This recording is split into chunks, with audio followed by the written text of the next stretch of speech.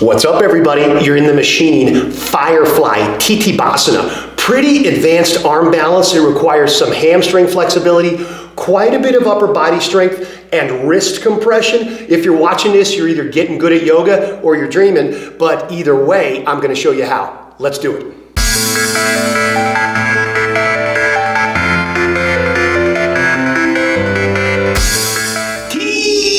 Tittibhasana. Firefly, such a cool pose. It does require some arm strength, but not a lot. You don't have to press yourself up and down.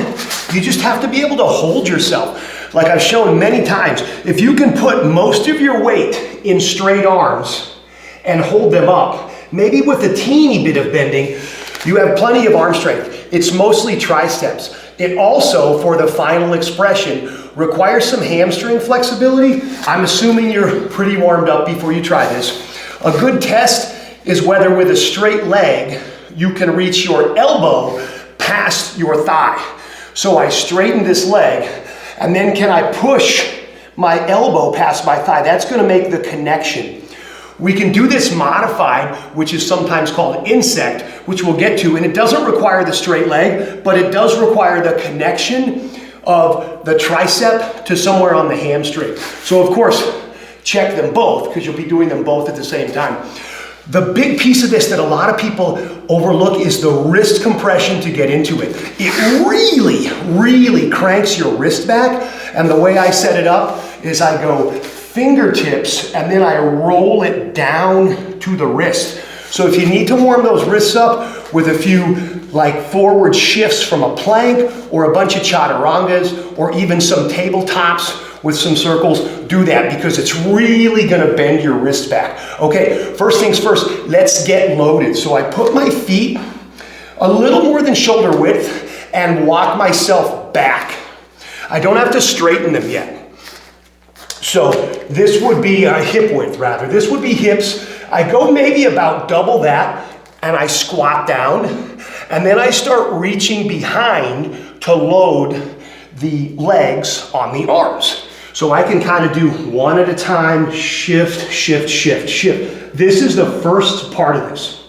Very first part is getting as loaded as I can. It might take a minute. Once I'm here, I should have my hands my hands back behind my body and my arms deep enough that my elbows are past my legs.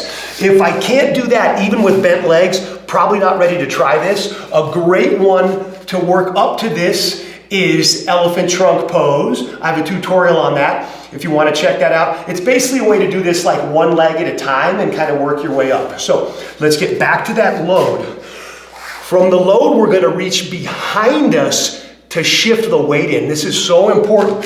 So I've figured out a nice load. I walk my triceps back onto the hamstrings. A lot of people plant the hands here and then go, oh no, I want to be able to slowly shift into it. So I plant the hands way back behind me. That's where I'm going to hit the fingertips and really smush this wrist. So from here, load it up. Reach way back, watch both of my hands getting way back here, and then I roll down until my palms are pressing. I can sort of experiment with the width here. I do need some external pressure on the leg, so the internal pressure that I squeeze with makes a good connection. So if they're really wide, I might not have that, or I might find myself flaring out my elbows, which I don't really want to do. So one more time, loaded. Reach way back, as far back as you can, and then sit. This is a great place to start, and you can easily lift your legs up, insect style, while you're working on this. Once you're in place, I like to get low with my butt and then start playing with where the legs will go. From here, I press up, try to pull my shoulders back, that's pretty tough, and then lock out the legs to put myself in the Firefly. Because of the pressure on the arm, they don't really look locked, but I assure you, they are. So let's work up to it with a couple of other little exercises. Remember, I can practice loading this leg, okay? That's elephant trunk. I can practice loading both legs like I want to work insect.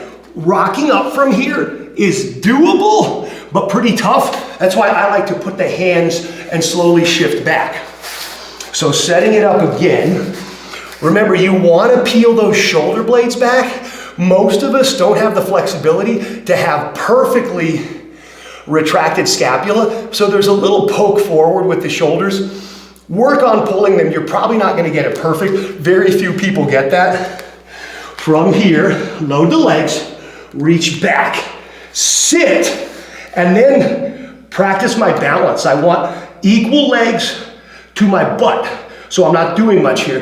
Then I can practice straightening one at a time for the balance. Eventually, I get low, look up, straighten the legs, maybe even lock out the arms, whoa, for a pretty cool firefly. Lots of moving parts to this. Remember, you can always work your way up, and it doesn't have to be perfect. Insect is a great one to find the balance point, the strength, and the compression of the wrists if you don't quite have the hammies for it yet. If you have any questions, thoughts, concerns, leave me a message. Don't forget to like and subscribe and ring the little bell. But the whole point of the machine is to relieve you of that suffering.